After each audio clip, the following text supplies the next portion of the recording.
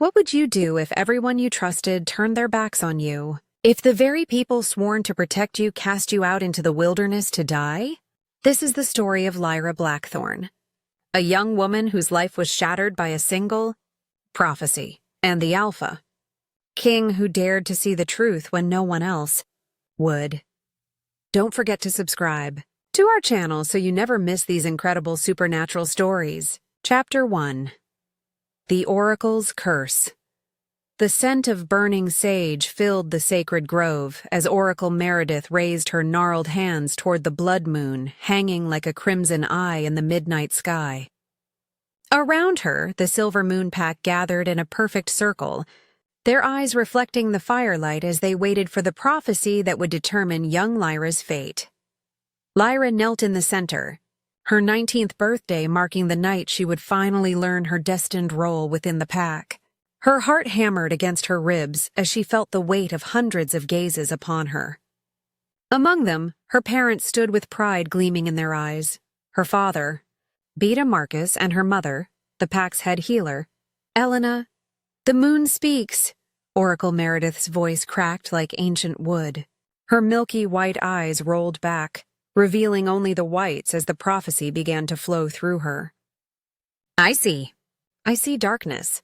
A shadow that will consume all." The pack stirred uneasily. Prophecies were usually celebrations, revealing futures of strength, leadership, or healing gifts. This felt different.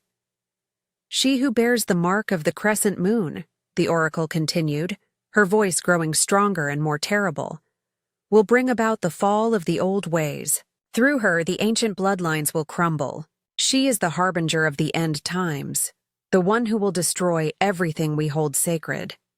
Gasps echoed through the grove. Lyra's blood turned to ice as she felt the oracle's blind gaze fix upon her. Slowly, trembling, she looked down at her left shoulder where a crescent-shaped birthmark had always rested, a mark she'd been told was a sign of the moon goddess's favor. "No," her mother whispered, but her voice carried clearly in the sudden silence. "Not my daughter. There must be some mistake." Oracle Meredith's head snapped toward Elena with supernatural speed. "The moon does not lie, healer. Your daughter is cursed. She will bring ruin to us all unless—" The oracle paused, her breathing becoming labored. "Unless she is cast out before her 20th birthday. Only then might we be spared." Alpha Garrett stepped forward, his massive frame casting long shadows in the firelight. His face was a mask of conflict. Lyra had been like a daughter to him, trained alongside his own son since childhood.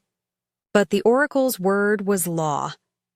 "Lyra Blackthorne," his voice boomed across the grove, each word feeling like a physical blow. "By the power vested in me by the moon goddess and the ancient laws of our kind, I hereby banish you from the Silver Moon Pack. You have until dawn to leave our territory. If you are found within our borders after sunrise, you will be hunted as a rogue.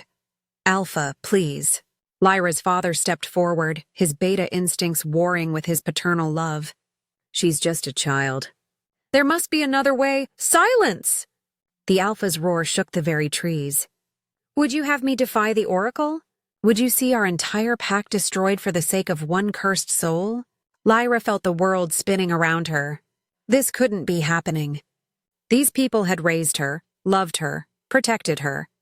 She looked desperately at the faces surrounding her, friends who now looked at her with fear and disgust, elders who had once praised her intelligence and spirit, now backing away as if she carried a plague. "I don't understand," she whispered, her voice breaking. "I've never hurt anyone. I've always tried to serve the pack faithfully. How can I be cursed?" Oracle Meredith's laugh was like the sound of breaking glass. "The cursed never know their true nature, child. It is what makes them so dangerous.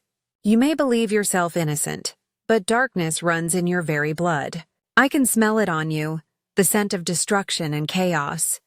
As if her words were a signal, the pack began to shift away from Lyra, forming a wider circle. Some had already begun to partially shift, their eyes glowing with their wolf's light, ready to attack if she made any sudden movements. Her mother took a hesitant step forward, tears streaming down her face. Lyra, my darling, stay back, Elena, Alpha Garrett commanded. She is no longer your daughter. She is no longer one of us. The rejection hit Lyra like a physical force. In werewolf society, being cast out from your pack was worse than death. It meant losing not just your family and home, but your very identity. Lone wolves rarely survived more than a few months in the wild. Please, Lyra begged, looking around the circle at faces that had once been filled with love for her. I'll do anything. I'll leave for a while, prove that I'm not dangerous. I'll submit to any test, any trial. Just don't cast me out completely. But the oracle raised her staff, its crystal top glowing with an eerie light. The die is cast, child of darkness. Your fate is sealed. Go now, before I am forced to reveal even darker truths about your cursed bloodline. With those words, something inside Lyra shattered. The pain was so intense she doubled over, gasping. It felt as though invisible claws were tearing at her soul, severing the bonds that connected her to her pack, her family, her very sense of self. When she looked up, her eyes had changed.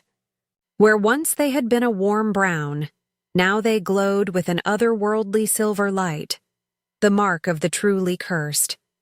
The pack recoiled in horror. Even her parents stepped back, their faces pale with terror. The transformation begins, Oracle Meredith intoned. See how the curse reveals itself?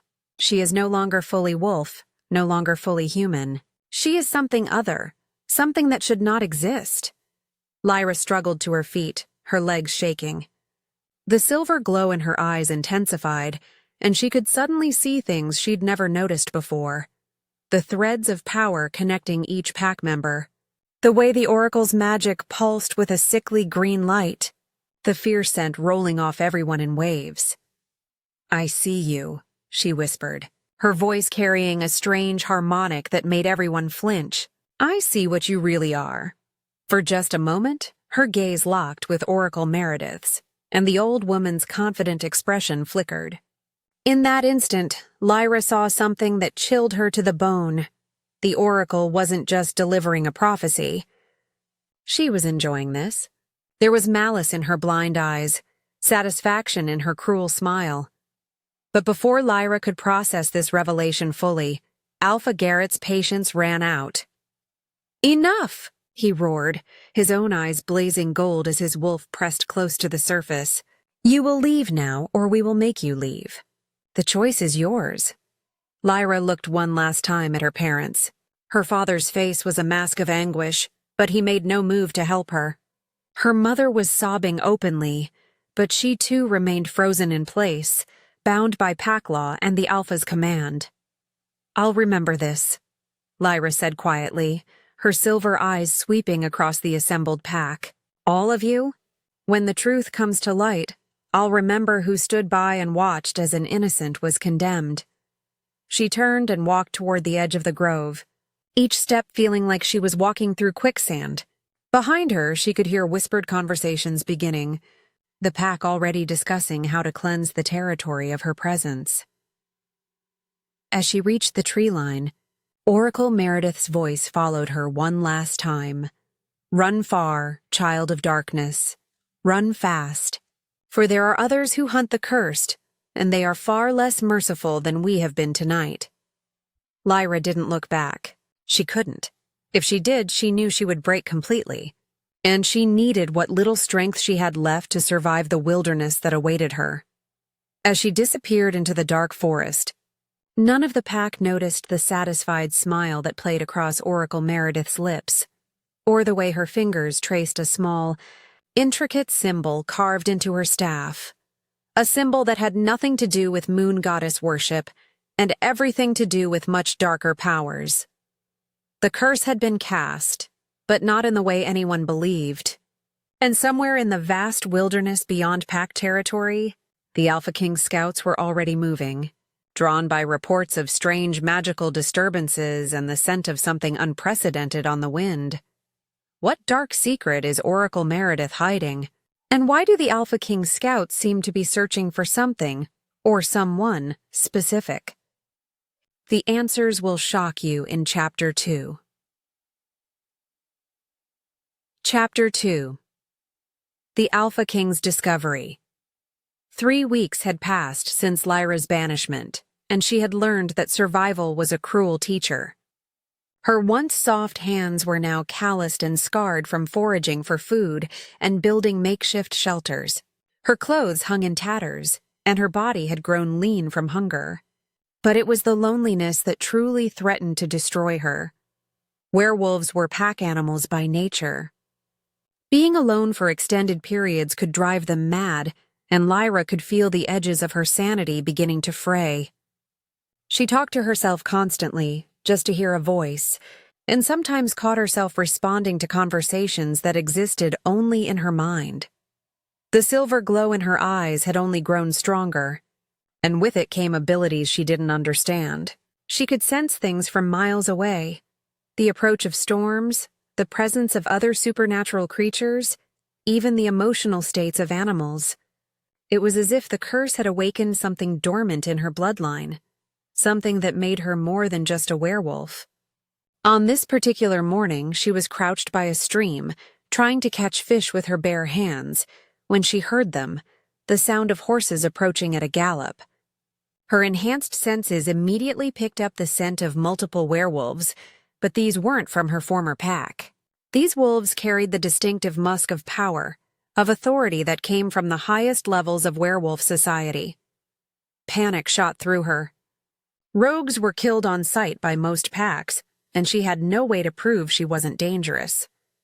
She scrambled to her feet, preparing to run, when a voice called out that made her freeze in place. "Stop running, little wolf. We're not here to hurt you." The voice was deep, commanding, but not unkind.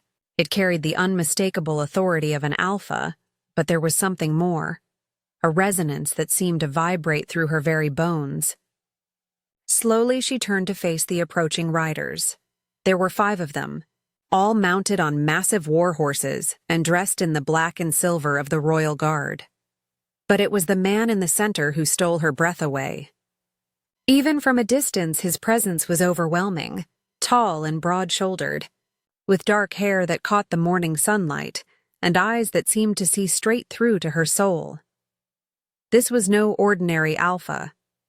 This was Alpha King Darius Shadowmere, ruler of all werewolf packs in the Northern Territories, and the most powerful werewolf alive. As they drew closer, Lyra could see his face more clearly. He was younger than she'd expected, perhaps in his early 30s, with sharp features that spoke of both nobility and barely contained wildness. But it was his eyes that captured her attention. They were the deepest blue she'd ever seen, like the ocean during a storm, and they were fixed on her with an intensity that made her knees weak. "Your Majesty," she whispered, dropping to one knee as protocol demanded. I'm sorry. I didn't know this was royal territory. I'll leave immediately." King Darius dismounted with fluid grace, his boots hitting the ground with barely a sound despite his size. He approached her slowly, like one might approach a wounded animal, and she could feel the power radiating from him in waves. "Look at me," he commanded softly. Lyra raised her head, and the moment their eyes met, something extraordinary happened. The silver glow in her eyes flared brighter, and she saw King Darius's pupils dilate in response. For a heartbeat, she could have sworn she saw recognition flash across his features. "Impossible," he breathed, taking another step closer. "You're her. You're the one from the prophecy." "I don't understand, Your Majesty." "What prophecy?" King Darius studied her face intently, as if memorizing every detail. 3 months ago, my court oracle received a vision. She spoke of a woman with eyes like liquid silver, cast out by her own pack due to a false prophecy. She said this woman would be the key to preventing a great war that threatens to destroy all werewolf kind. Lyra's heart raced. False prophecy? But Oracle Meredith said. Oracle Meredith is not who she claims to be. King Darius interrupted, his voice hardening. We've been investigating her for months. She's been infiltrating packs throughout the territory, spreading false prophecies designed to weaken us from within. You, my dear, are not cursed. You've been targeted. The words hit Lyra like a physical blow. Targeted, but why? I'm nobody special. I'm just a beta's daughter. King Darius's expression grew grim. That's where you're wrong.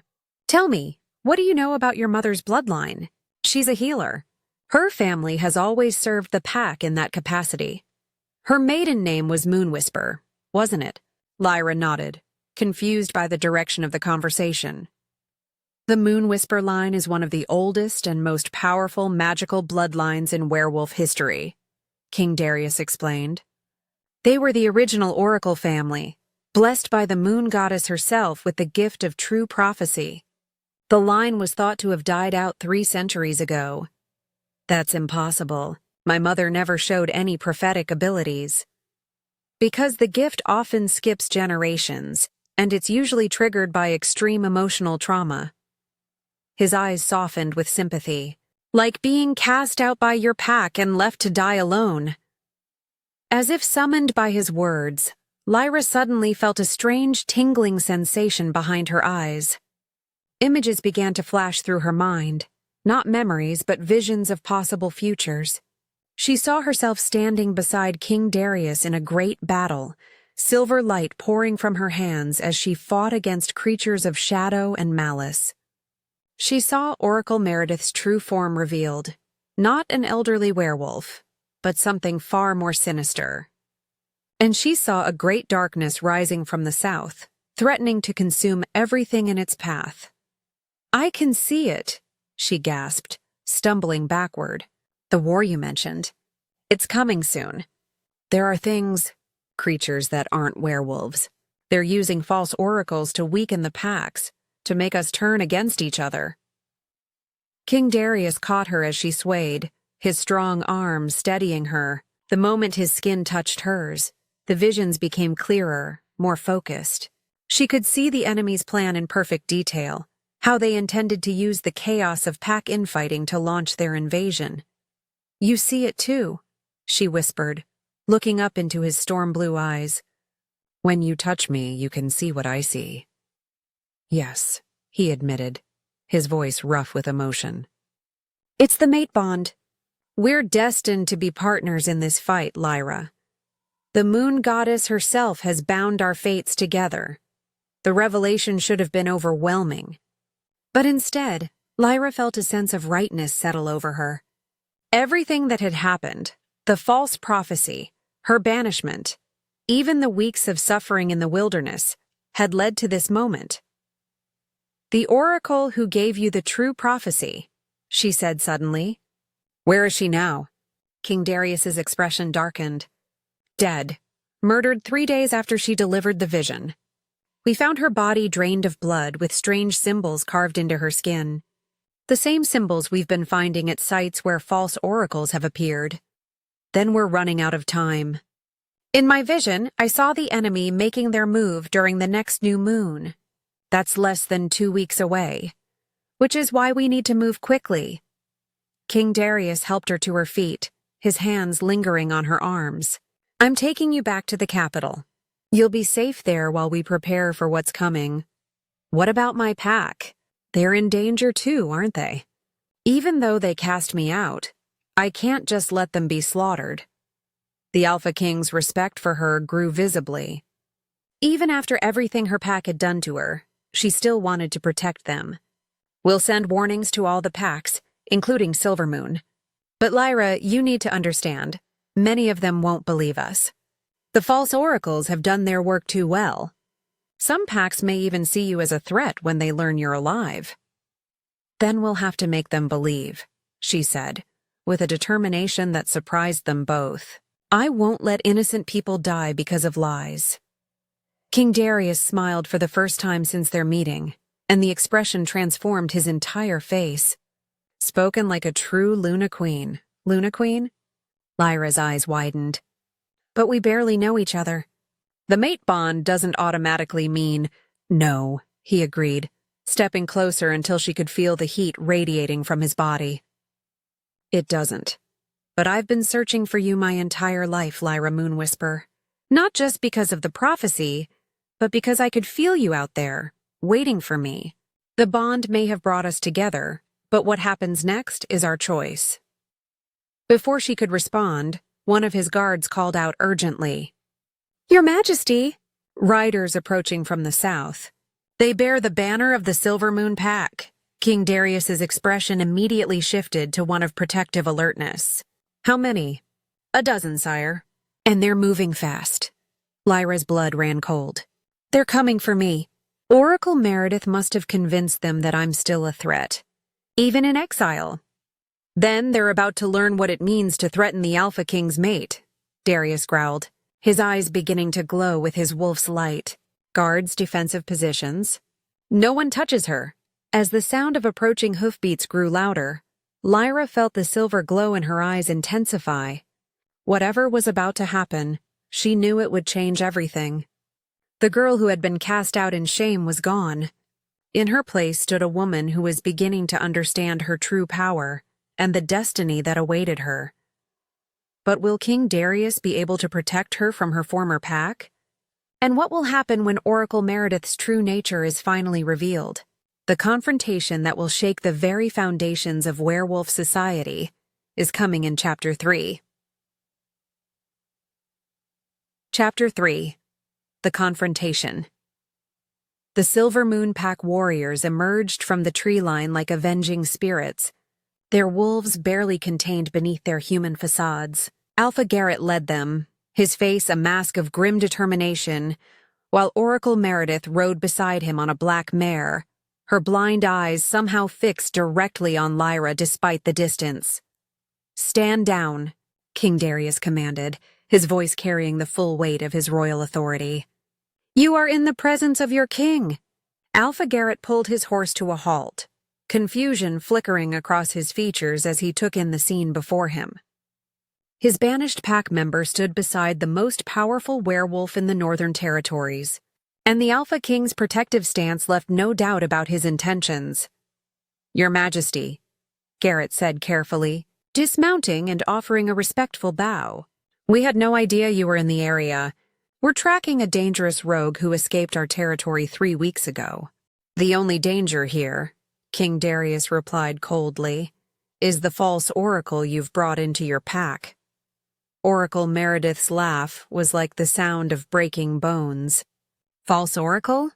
Your Majesty, surely you don't believe the lies of a cursed child. I have served the moon goddess faithfully for over 50 years. Have you?" Lyra stepped forward, her silver eyes blazing with newfound confidence. "Or have you served something far darker?" As she spoke, the visions came flooding back with crystal clarity. She could see Oracle Meredith's true history, how she had murdered the real Oracle Meredith decades ago and taken her place, how she had been systematically weakening packs throughout the territory, how she served masters that existed in the shadow realm between worlds. "I can see your true face," Lyra continued, her voice growing stronger with each word. "You're not even a werewolf, are you? You're something else entirely, something that feeds on chaos and discord." The false oracle's composure cracked for just a moment, but it was enough. Several of the Silver Moon warriors exchanged uncertain glances, doubt beginning to creep into their expressions. "Lies and delusions," Oracle Meredith spat. "The curse has driven her mad as I predicted it would. Your Majesty, surely you can see that she's dangerous." The silver glow in her eyes is proof of her corruption. "The silver glow," King Darius said with deadly calm, "is the mark of the true Moonwhisper bloodline. Something you would know if you were actually a servant of the moon goddess." Alpha Garrett's face went pale. "Moonwhisper? But that bloodline died out centuries ago. So everyone believed," the Alpha King replied, which made it easier for creatures like this one to operate undetected. He gestured toward the false oracle. "Tell me, Garrett, when did this oracle first appear in your territory?" About 6 months ago," Garrett admitted slowly. "She came to us after our previous oracle died of old age. She had all the proper credentials, knew all the old rituals, and how many of her prophecies have come to pass." Alpha Garrett's silence was answer enough. In the werewolf world, True oracles had a success rate of nearly 100%. False prophecies were almost unheard of. "You're making a terrible mistake," Oracle Meredith hissed, her voice taking on an otherworldly quality that made several horses shy nervously. "The girl is exactly what I said she was, a harbinger of destruction. If you protect her, you'll doom us all. Enough!" Lyra's voice rang out with surprising authority. The silver glow in her eyes had intensified to the point where it was visible even in the bright morning sunlight. "I challenge you to prove your connection to the moon goddess. If you're truly her servant, you'll be able to call upon her power." The false oracle's face twisted with rage. "You dare challenge me, you worthless—" "I accept the challenge on her behalf," King Darius interrupted smoothly. "As is my right as Alpha King. Oracle, if you refuse, you'll be admitting your deception before all these witnesses." Trapped, the false oracle had no choice but to agree. "Very well. But when I prove my divine connection, the girl dies. That is the price of her blasphemy." "And when you're exposed as a fraud," Lyra countered, "you'll face judgment for the murders you've committed and the chaos you've sown." The two women faced each other in the clearing, the assembled werewolves forming a circle around them. King Darius moved to stand behind Lyra, his presence a comforting warmth at her back. "Call upon the moon goddess," he commanded. "Let her power flow through you and prove your worth." Oracle Meredith raised her staff, beginning to chant in what sounded like the old language. But Lyra's enhanced senses immediately detected the deception. The words were wrong, twisted versions of the sacred prayers. Worse, the power the false oracle was calling upon felt cold and oily, nothing like the warm, nurturing energy of the moon goddess. "That's not the old language," Lyra said clearly. "Those are shadow words used to call upon entities from the dark realm." Silence. Oracle Meredith shrieked, and suddenly her staff erupted with sickly green light. The false oracle's appearance began to shift and change, her elderly human form melting away to reveal something monstrous underneath. Her skin turned gray and leathery, her fingers elongated into claws, and her blind eyes became pools of swirling darkness. Most horrifying of all, her mouth opened to reveal rows of needle-sharp teeth designed for tearing flesh. "A shadow wraith," King Darius breathed, his hand moving instinctively to his sword. "I should have known." The Silver Moon warriors recoiled in horror, several of them beginning to shift into their wolf forms in preparation for battle. But the shadow wraith wasn't finished with its transformation. "You want to see true power?" It hissed in a voice like grinding stone. "I'll show you what happens to those who interfere with my master's plans." Dark energy poured from the creature, washing over the clearing like a wave of pure malevolence. Several of the younger warriors cried out in pain as the shadow magic tried to corrupt their wolf spirits. But as the darkness reached Lyra, something extraordinary happened. The silver glow in her eyes exploded outward, creating a barrier of pure moonlight that not only protected her, but began to push back against the shadow wraith's attack. The creature shrieked in pain as the silver light touched it, its form beginning to smoke and burn. "Impossible," it snarled. "The Moonwhisper line is extinct. I made sure of it myself." "You made sure of nothing," Lyra replied, her voice echoing with power that seemed to come from somewhere beyond herself. "The moon goddess protects her chosen, and your kind will never succeed in destroying what she has created." She raised her hands, and silver fire poured from her palms, striking the shadow wraith directly in the chest. The creature's scream of agony echoed across the forest as its stolen form began to dissolve. "This isn't over," it howled as its body crumbled to ash. "My master knows about you now. He'll send others, stronger ones. You cannot protect them all." With those final words, the shadow wraith collapsed into a pile of gray dust that was immediately scattered by the wind. The oppressive feeling of dark magic lifted from the clearing, leaving behind only the clean scent of pine and morning air. For a long moment, nobody moved. The Silver Moon warriors stared at Lyra in a mixture of awe and terror, while Alpha Garrett looked like a man whose entire worldview had just been shattered. "Lyra," he whispered, taking a hesitant step forward. "What have we done? We cast out our own pack member, the last of the Moonwhisper line. You were deceived," Lyra said gently, though her eyes remained hard, just as that creature intended. "But the damage is done, Alpha Garrett. I can never return to Silvermoon Pack, not after what happened. But surely, now that we know the truth is that when I needed you most, you abandoned me," Lyra interrupted. "You chose to believe the word of a stranger over someone you'd known since birth. That's not something that can be easily forgiven." King Darius placed a protective hand on her shoulder. "Lyra belongs with me now.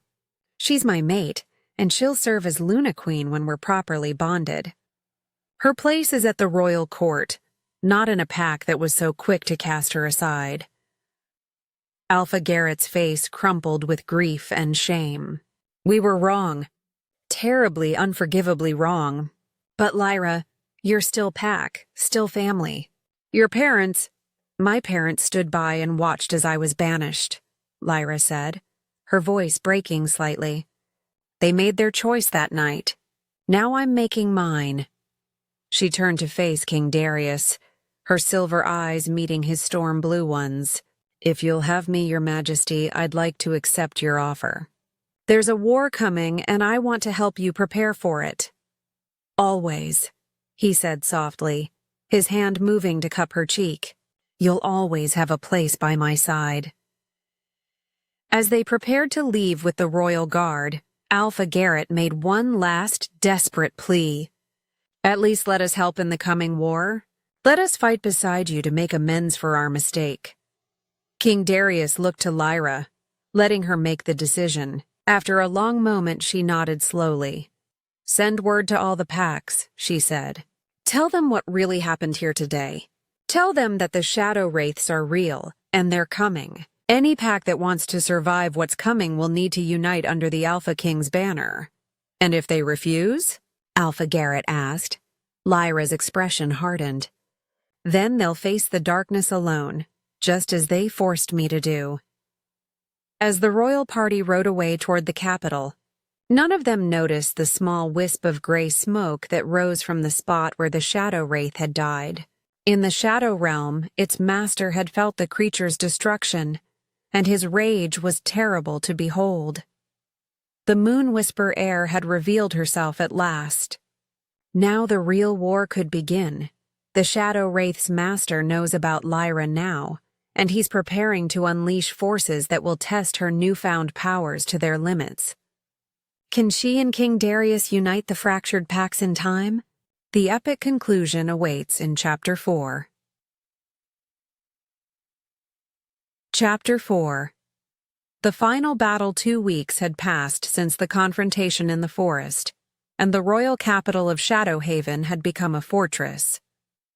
Werewolf packs from across the northern territories had answered King Darius's call, though not all had come willingly. The great courtyard buzzed with tension, as alphas who had been enemies for generations were forced to work together against a common threat. Lyra stood on the battlements overlooking the assembled forces, her silver eyes scanning the horizon for signs of the approaching enemy. The visions had been coming more frequently now, each one showing her glimpses of the shadow army that marched toward them. What she saw chilled her to the bone. "Thousands of them," she murmured as King Darius joined her on the wall. "Shadow wraiths, corrupted werewolves, and things I don't even have names for. They'll be here by nightfall. Are you ready?" he asked, his hand finding hers and intertwining their fingers. The mate bond had grown stronger over the past 2 weeks, and now they could share not just visions but strength and power. "I have to be," she replied, leaning into his warmth. "The moon goddess didn't give me these abilities just to hide behind castle walls." Below them, the sound of arguing voices drifted up from the courtyard. Several of the alphas were still questioning whether they should trust a cursed girl, despite everything that had happened. Old prejudices died hard, even in the face of extinction. Alpha Morrison is still causing trouble, Darius observed with a frown. He's been trying to convince the other alphas that this is all an elaborate trick to consolidate power under the crown. Let me talk to him, Lyra said, surprising them both with her confidence. If I'm going to be Luna Queen, I need to learn how to handle difficult pack leaders. She made her way down to the courtyard, where Alpha Morrison, a grizzled man in his 60s, was holding court with several other skeptical leaders. As she approached, their conversation died away, and she could feel the weight of their suspicious gazes. Alpha Morrison, she said respectfully, offering a slight bow. I understand you have concerns about the coming battle. Concerns? Morrison snorted. Girl, I've been fighting wars since before you were born. I don't need some jumped-up beta's daughter telling me how to protect my pack. You're right, Lyra agreed, catching him off guard. You don't need me to tell you how to fight, but you do need me to tell you what we're fighting against. She closed her eyes and let the visions flow, projecting them outward so that all the assembled alphas could see what she saw. Images filled the air above them. Shadow creatures pouring across the landscape like a black tide. Corrupted werewolves with eyes like burning coals, and at their head, a figure wreathed in darkness whose very presence seemed to drain the life from everything around him. This is Malphus, the Shadow Lord, Lyra explained as the visions continued to play out. He's been planning this invasion for centuries, slowly weakening our defenses by infiltrating our packs with false oracles. He doesn't just want to conquer us. He wants to corrupt us, turn us into extensions of his will. The alphas watched in horrified fascination as the visions showed shadow wraiths draining the life force from captured werewolves, transforming them into mindless servants of darkness. If we fall, Lyra continued, it won't just be death. It will be the complete destruction of everything that makes us who we are. Our bonds to the moon goddess, our pack connections, our very souls. All of it will be consumed by shadow. Alpha Morrison's face had gone pale. How do we fight something like that? Together, Lyra said simply. The shadow feeds on division, on isolation. But when we stand united, when we fight as one pack instead of dozens of separate ones, we become something he can't corrupt or control. Pretty words, another alpha called out. But what can one girl do against an army of demons?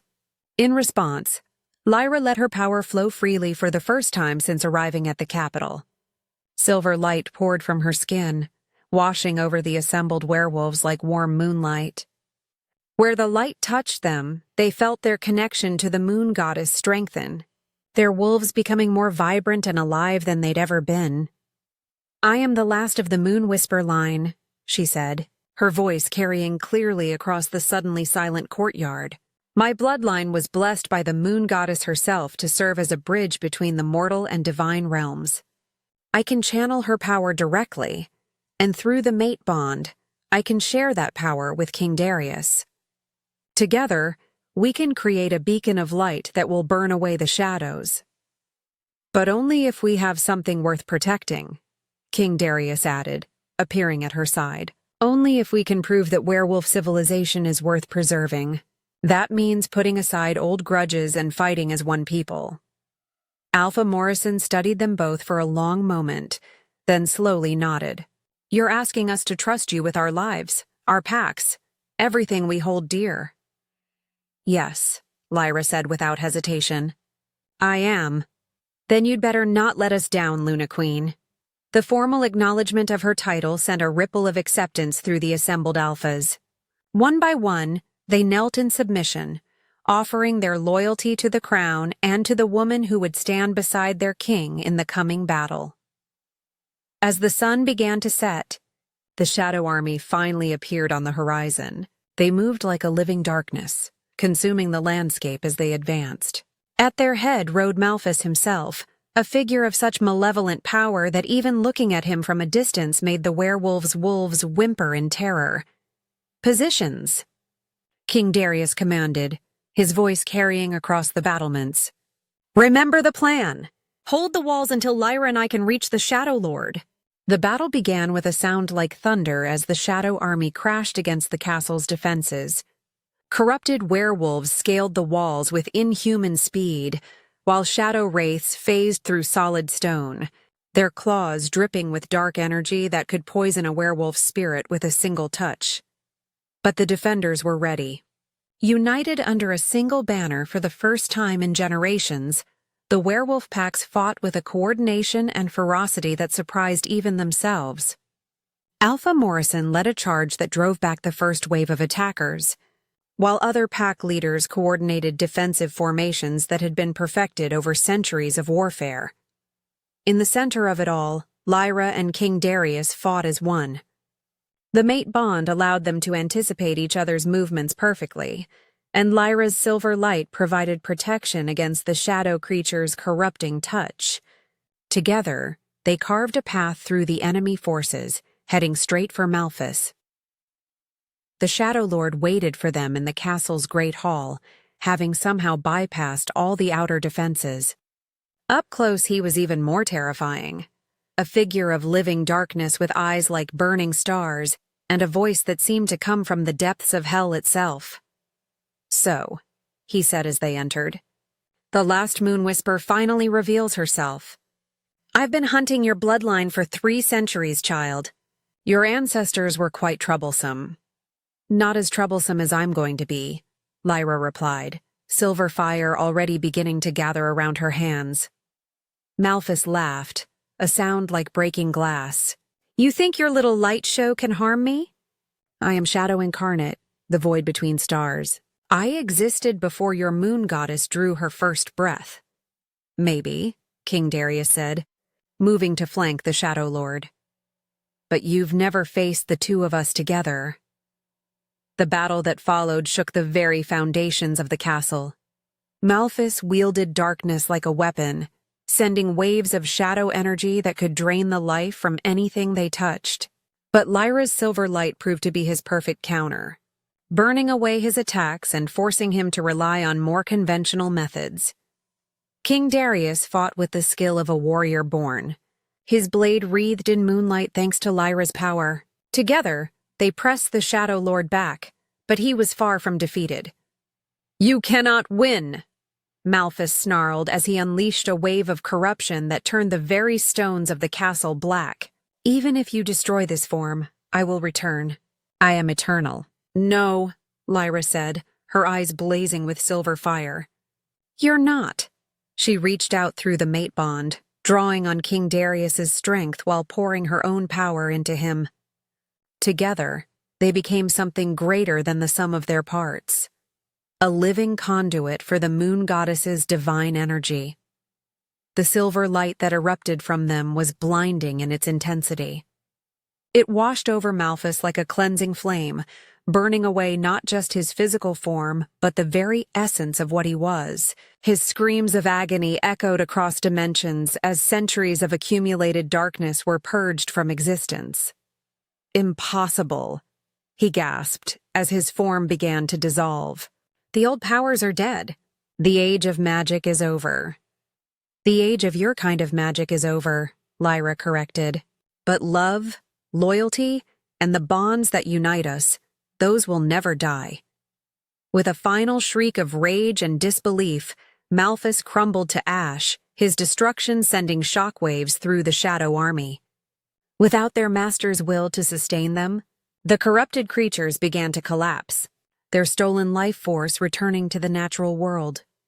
In the aftermath of the battle, as the surviving werewolves tended to their wounded and mourned their dead, Lyra and King Darius stood together on the battlements once more.